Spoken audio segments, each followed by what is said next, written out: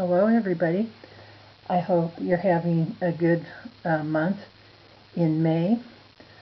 We've had a lot of rain and it made the grass really grow a lot this year, so I've been very busy mowing my yard, and I'm also starting a new planter bed out in front.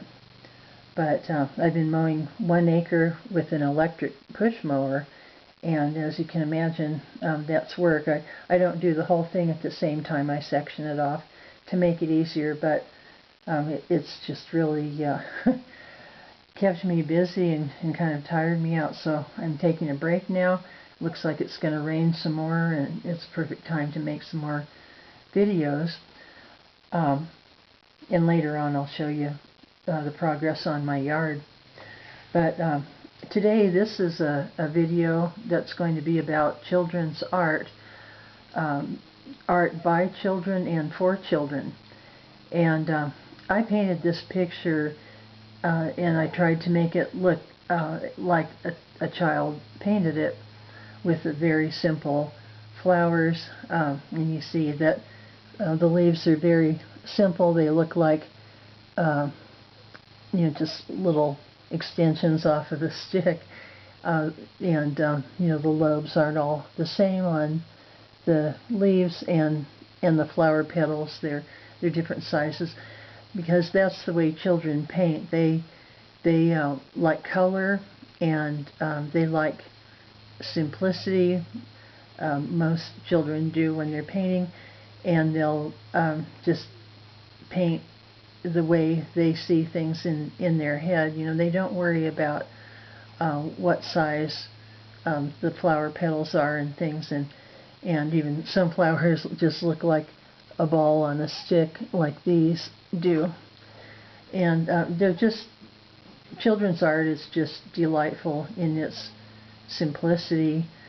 It just really appeals to me, and especially this painting reminds me of a very special day that we had way back in the 1990s, the early 1990s. We had to take one of our children to the E.I. DuPont Children's Hospital in Delaware for testing, and it was for learning testing, and to see if they could determine what the situation was. He was a classic dyslexic, but there was more to it that they were trying to figure out. So that was kind of a scary day for us. But when we first walked into the E.I. DuPont Hospital, where our area that we went, there was this long, very bright hall with long, tall windows, and it was very nice. And on the left wall, there were paintings by children that were done. Schools and churches and other groups had these children do these paintings for the children at the hospital and their families. And I can't tell you how much that really warmed my heart, and it just made our day so much more relaxing than it would have been. I could have stayed there for hours. I wish I'd brought my camera, but I have the memory in my head. But I wish I had been able to take some pictures of those beautiful paintings that these kids did, and it just touched my heart so much that they would make such beautiful paintings that they really put thought and effort into. They were just so pretty and so cute.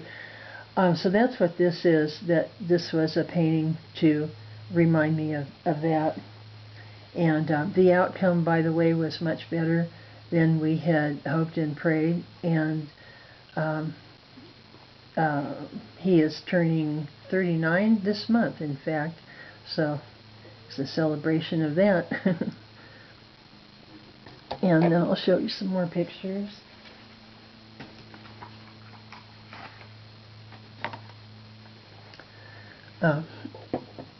This is a reproduction of the first picture I ever painted in school, and it's very typical of the pictures that kids paint, and I just thought I would make one for fun.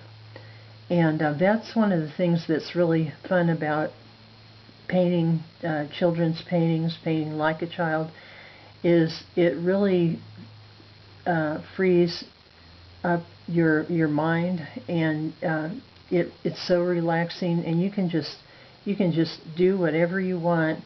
You don't even have to have a plan in mind, and just start painting. And that's one of the things that we had at least one art teacher in high school tell us. We had a really great art department in Los Angeles school district. They had some really exceptional teachers who knew their stuff, and there are art instructors that'll even have people finger paint because they want you to relax and to open yourself up, not be so rigid, with everything. It has to be perfect in a drawing, in a painting.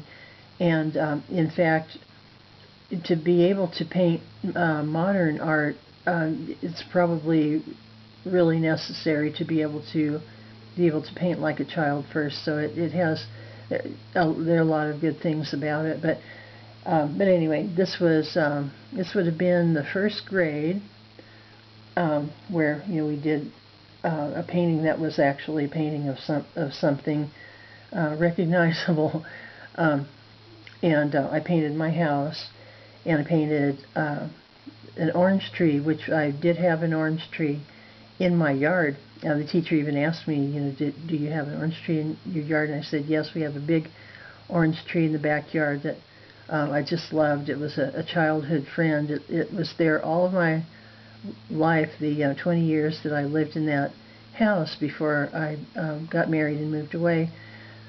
And it's not there now. Unfortunately, it's finally gone. But I grew up in a retired orange grove, Miller's Grove, in Southern California.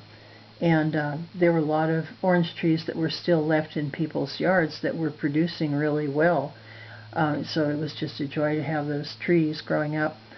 And I painted some little ball flowers, the way kids normally do. And of course there's the bright blue sky in the background that looks like poster paint blue, the way kids do, and they'll paint a flat ground in the front, usually with green, and then the sun in the corner. And I painted a bright red bird. Now, we don't have red birds like that at all in California, but I had seen one in a book. I think it was the Babar series books, and I drew that from my memory of that, or painted that from my memory of that book. And then here's our little orange stucco house that I drew. Now, ours was a ranch house, but to draw dimensionally and correctly like that, of course, is beyond what most 5-year-olds can do. So that was just my basic house that I drew. And then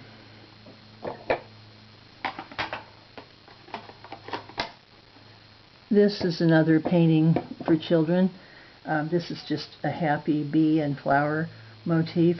This is very easy to paint. If you wanted to paint a cute picture for your child's bedroom, or this even makes a nice motif on a t-shirt or an apron. There are a lot of possibilities. Or I guess if you wanted to repeat the pattern enough, you could even do a little curtain. But you might have seen pictures like this.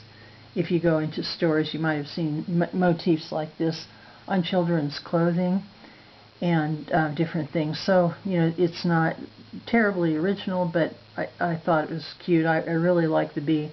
I did that bee was an inspiration from somebody else's art that I'm trying to think. I think I might have seen it on a child's shirt or dress, and so I made one similar. It's not exactly the same, but it's very similar.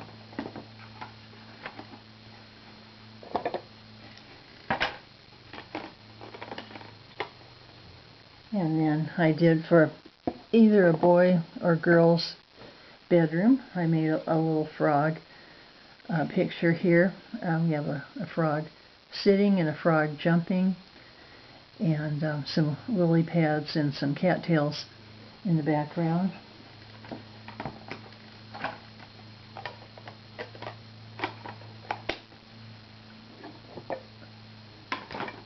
And then this is a little more like cartoon type art. This type of art is great for illustrating children's stories, or even, well, it would make a cute picture in a child's room, of course. And they're good for covers on books, like if you have a collection of photographs and you wanted a cover for the photographs, it could be used for something like that. And again, like the frog, showing short and tall or short and long. This one also does. Children seem to have an interest in that sort of thing. So we have a comically short rabbit and a very tall rabbit, which is attractive to children, with the short flowers and the tall flower for the tall rabbit, to bring interest to their pictures and books. And so I wanted to show you these pictures today, and I'll be coming back with some more art. I have more florals to do for summer, and I have a real easy DIY couple of flower pictures that I'm going to be showing you, and then my summer art project, which will be very different from anything that you've seen so far. So thank you for being with me today, and I hope you enjoyed this video, and we will see you later if you come back and watch again.